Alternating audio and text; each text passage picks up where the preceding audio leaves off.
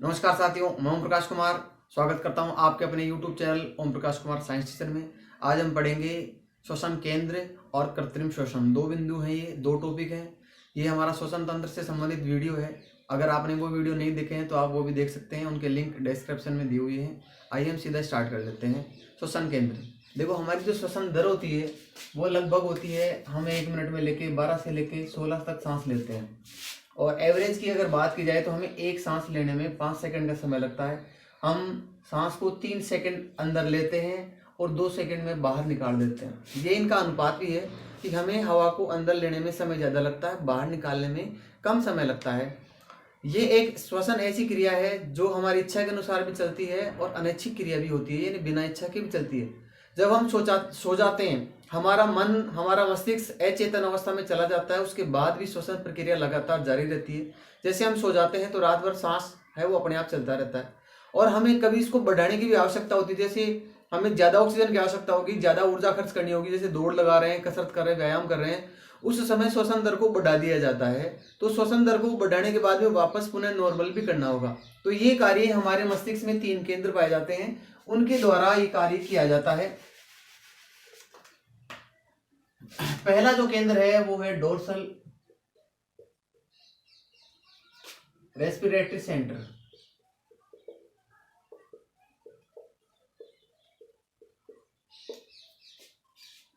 दूसरा केंद्र मैं पहले तीनों के नाम लिख देता हूं, वेंट्रल रेस्पिरेटरी सेंटर, और तीसरा है न्यूमो। देखो इस न्यूमो शब्द का मतलब ही होता है वायु। अगर वायु से संबंधित कोई रोग है, जैसे निमोनिया, फेफड़ों से संबंधित रोग है, इसका मतलब न्यूमोटैक्सिक सेंटर। ये 3 केंद्र है, मस्तिष्क में पाए जाते हैं। इनमें से ये जो 2 है ये पाए जाते हैं मेडुला ओब्लोंगेटा में। मेडुला ओब्लोंगेटा यानी ये मस्तिष्क का इधर वाला जो मस्तिष्क वाला भाग है उसके अंदर ये पाया जाता है। जबकि ये वाला सेंटर है मेडुला ओब्लोंगेटा, उसके थोड़ा सा ऊपर वाला जो भाग होता है वहां होता है पोन्स। यानी 3 के अंदर उनमें से 2, डोर्सल और वेंट्रल।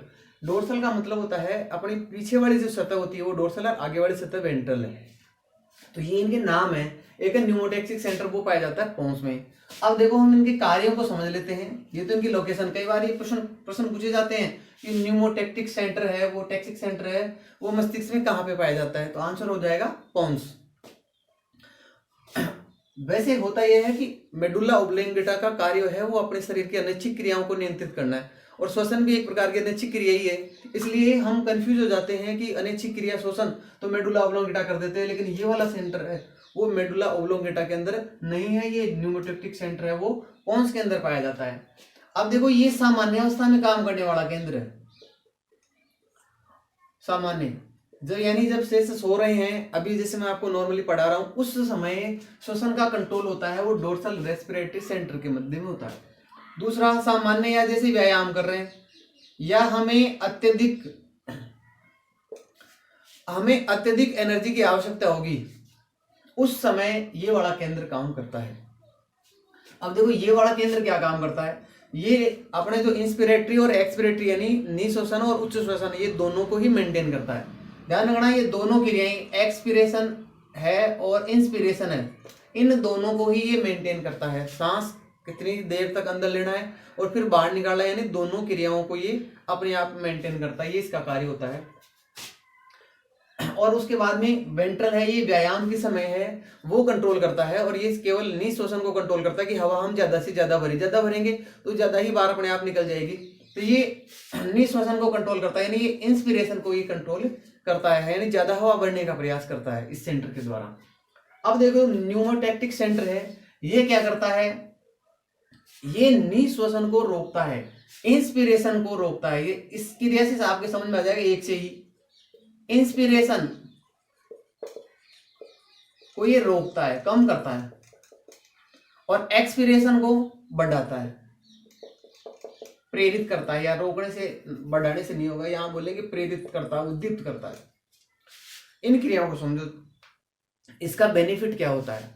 हम ये चाहते हैं कि हमने जो हवा भरी है, सांस अंदर लिया है, वो सांस हमारे ज्यादा देर तक रहे, ताकि कुपिका के अंदर गैसों का आदान प्रदान आसानी से हो सके। ज्यादा देर तक रुकेगी तो ज्यादा ऑक्सीजन हम ग्रहण कर पाएंगे, हमारे जो ब्लड है वो, और ज्यादा कार्बन डाइऑक्साइड को हम बाहर निकाल पाएंगे। अगर गई हवा फटाफट आ गई तो गैस के एक्सचेंज के अंदर, गैसों के आदान प्रदान में समय कम मिलेगा, इसलिए गैस को रोकना जरूरी है। अब देखो, इंस्पिरेशन को रोकेगा ये, तो ये कैसे काम करेगा, ये कैसे बेनिफिट देगा। जैसे मैं सांस ले रहा हूं, अब इसको बीच में ही रोक देगा। जैसे ही फेफड़े पूरे बढ़ने वाले होंगे उस समय ये रोक देगा, और रोक देगा इसका मतलब हवा अंदर भरी हुई रह गई, और मैक्सिमम हवा है वो भरी हुई अंदर ज्यादा से ज्यादा भर ली, और फिर हमने उसको रोक दिया है, तो अब गैसों का आदान प्रदान वहां पे होगा।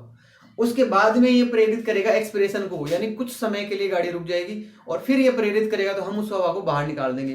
तो एक तरह से ये गैसों के आदान प्रदान में मदद करता है। ये ठीक ऐसे ही काम करता है जैसे कोई गाड़ी आगे चल रही है और हमें उसको पीछे लेना है, तो पहले हमें ब्रेक लगाकर रोकना पड़ेगा और फिर वो गाड़ी पीछे जाएगी। इसी प्रकार से यहाँ पे है कि हमें बाहर निकालना है तो पहले सांस को रोकना पड़ेगा, ये उस रोकने के टाइम को बढ़ा देता है, इसलिए हम ज्यादा ऑक्सीजन ले पाते हैं, उसका आदान प्रदान कर पाते हैं। तो ये थे अपने श्वसन केंद्र। अब हम आते हैं कृत्रिम श्वसन पे। देखो, ये बहुत ही इंपॉर्टेंट और नाजुक टॉपिक है एक तरह से, और हमें इसका थोड़ा ध्यान भी होना चाहिए, क्योंकि हमने इतनी फिजियोलॉजी पढ़ ली है कि हमें आधे डॉक्टर तो हम बन ही चुके हैं। तो अगर हमें हमारा जो ज्ञान है वो अगर किसी के काम में आता है, किसी की जिंदगी बचा सकता है, तो बहुत अच्छी बात है। कृत्रिम श्वसन एक ऐसी स्थिति है, मान लो कोई व्यक्ति बेहोश हो गया, या कोई ऐसी चीज सूंघ लेता है क्लोरोफार्म में, या कभी कार्बन मोनोऑक्साइड है वो ब्लड में चली जाती है, तो व्यक्ति बेहोश हो सकता है। उस व्यक्ति की हार्ट रेट चल रही है, दिल उसका चल रहा है, मस्तिष्क चल रहा है, लेकिन श्वास दर रुक गई, सांस लेना उसने बंद कर दिया, या पानी में डूब जाता है, उस समय भी ऐसा हो सकता है। तो हम क्या कर सकते हैं, उसको कृत्रिम श्वास देकर उसकी जिंदगी को बचा सकते हैं। देखो, इसके कुछ तरीके हैं देने के, उनमें सबसे बेस्ट जो तरीका है वो माउथ टू माउथ।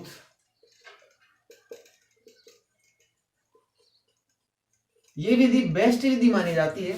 इस विधि में क्या करते हैं, एक व्यक्ति जिसको सांस देना है वो रोगी के मुंह पे मुंह टच कर लेगा और हवा को अंदर भरेगा और वापस खींचेगा, मुख से ही भरेगा और वापस खींचेगा। तो ऐसा करने से उसके फेफड़े एक्टिव हो जाते हैं, श्वसन के अंदर एक्टिव हो जाते हैं, और व्यक्ति जीवित हो जाता है। देखो, इस विधि के करने की कुछ सावधानी भी होती। जैसे मान लो व्यक्ति नॉर्मल अवस्था में रहता है, तो वो जीभ और जो एपिग्लोटिस है उसके द्वारा श्वास नली है वो बंद रह सकती है।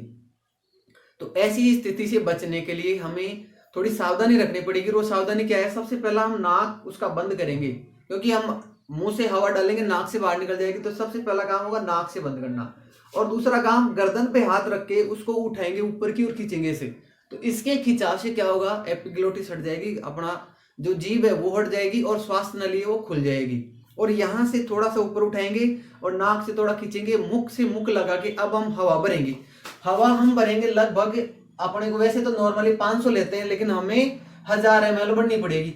आप बोलेंगे हम 500 लेते हैं, 1000 कैसे भर, हम ज्यादा ताकत लगा के 3000 ml भी अंदर भर सकते हैं। तो हमें 1000 भरनी है, और 1000 को वापस सक करना है, खींचना है, और फिर हम उसको बाहर छोड़ देंगे। फिर हम हवा भरेंगे, खींचेंगे, बाहर छोड़ देंगे। ऐसा हमें 1 मिनट में लगभग 10 से 12 बार अगर हम करते हैं, तो 1-2 मिनट की ये क्रिया करते हैं हम, तो 1-2 मिनट में ही उस व्यक्ति के खुद के सांस चालू हो जाते हैं। 1-2 मिनट बाद में हम देखेंगे तो वो खुद सांस लेने लग जाएगा, थोड़ी देर बाद में उसको होश आ जाएगा। तो हमने ये देखा कि हम किस प्रकार से, एक सरल सी विधि है कि हवा मुंह से भरेंगे और बाहर निकालेंगे, और इस प्रक्रिया के द्वारा किसी व्यक्ति की जान बचाई जा सकती है। तो ये बहुत ही पुण्य का काम होगा। तो ये थी सामान्य जानकारी कृत्रिम श्वसन की। पूरा वीडियो देखा आपने, इसके लिए आपको धन्यवाद साथियों।